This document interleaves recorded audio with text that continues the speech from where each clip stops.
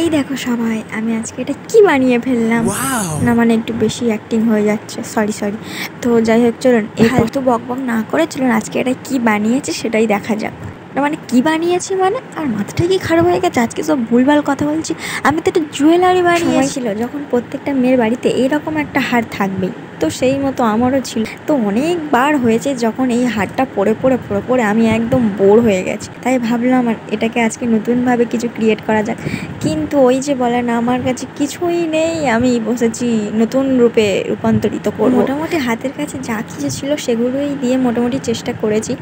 বাকিটা তো আপনারা আছেন কমেন্ট করার জন্য, আমার ভুলগুলো ধরিয়ে দেওয়ার। যাই হোক, আপনারা দেখতেই পাচ্ছেন এখানে আমি একটা কার্ডবোর্ডের ওপরে কাপড় দিয়ে তার উপরে রং করেছি। এটার জন্য খুব সরি গো, আমি ভিডিও করতে ভুলে গিয়েছি। আসলে পড়তে বসে আনমনে এইসব যত মাথায় আসে আর তখন আমি এগুলো করেছি, আর ভিডিওর কথাটা অত তো মাথায়ই আসেনি। তাই নেক্সট টাইম যখন করবো আমি অবশ্যই ভিডিওতে আপনাদের দেখিয়ে দেবো। তো আজকে এটা প্লিজ দেখে নিন। সহজ জুয়েলারিতে 3টে যে লকেট ছিল, ওই 3টে লকেট 2টো কানে দিয়েছে আর একটা গলায় দিয়েছি, যেটা আপনারা প্রত্যেকেই নিজেরাই পারবেন। এটাকে আর নিউ জুয়েলারি ক্রিয়েট আমি কী বা বলবো, এটা তো মনে হয় 5 বছরের বাচ্চা মেয়েও পেরে যাবে। সবসময় নিজেকে অপমান করাটা বন্ধ কর। ও আচ্ছা, ঠিক আছে সরি। চলুন ভিডিওতে ফিরে আসেন। গলারটা না হয় দুপায়ে 2টো টার্সেল আছে, আমি না হয় বেঁধে নিতে পারবো, কিন্তু কানেরটার হেডপিন কোথায় পাবো? আমার কাছে তো হেডপিন বা ওগুলোর কী বলে আইপিন ওই সব কিছুই নেই। ওগুলো না হলে আমি এটা হ্যাঙ্গিংও করতে পারবো না, বা কানে হেডপিন দিয়ে যে এরকমভাবে ফুটিয়ে যেটা পরে ওরকমও তো পারবো না। তো যাই হোক, কী আর করা যাবে, একটু মানিয়ে নিন, যখন কিনে নিয়ে আসবো অবশ্যই এটা সেট করে দেবো। গলায় আর কানেরটা তো হলো, মেন কথা হলো এখন আমি হাতে কি পরবো। এই রোগা পাতলা হাতগুলোতে কী বা আর পরবো, এটা ভাবতে হঠাৎ করে মাথায় আসলে এই নীল চুড়িটার কথা। কিন্তু এটার সাথে তো কালার ম্যাচ করছে না, আর কালার ম্যাচ করলে অনেক পুরনো লাগছে, ভালো লাগছে না ওটা। তাই ভাবলাম আজকে নতুন একটা আইডিয়া মাথায় বার করি। এটা আমি ইউটিউবে দেখিনি বা কোথাও দেখিনি, নিজের সম্পূর্ণ মাথা থেকে। আমি জানি না এই পদ্ধতিটা হবে কি না।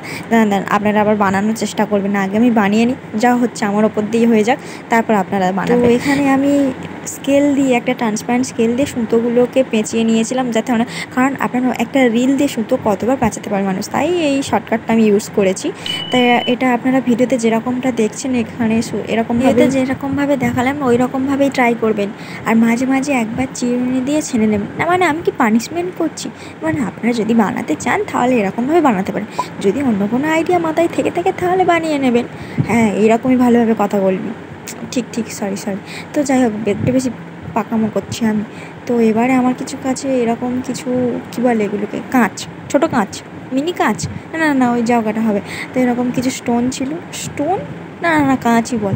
তো এইরকম কিছু কাঁচ ছিল, এইগুলো একে সেট করে দিয়েছি, বেশ ভালোই লাগছিলো, তাই আর তুলিনি। আপনাদের কেমন লাগলো অবশ্যই কিন্তু কমেন্ট করবেন।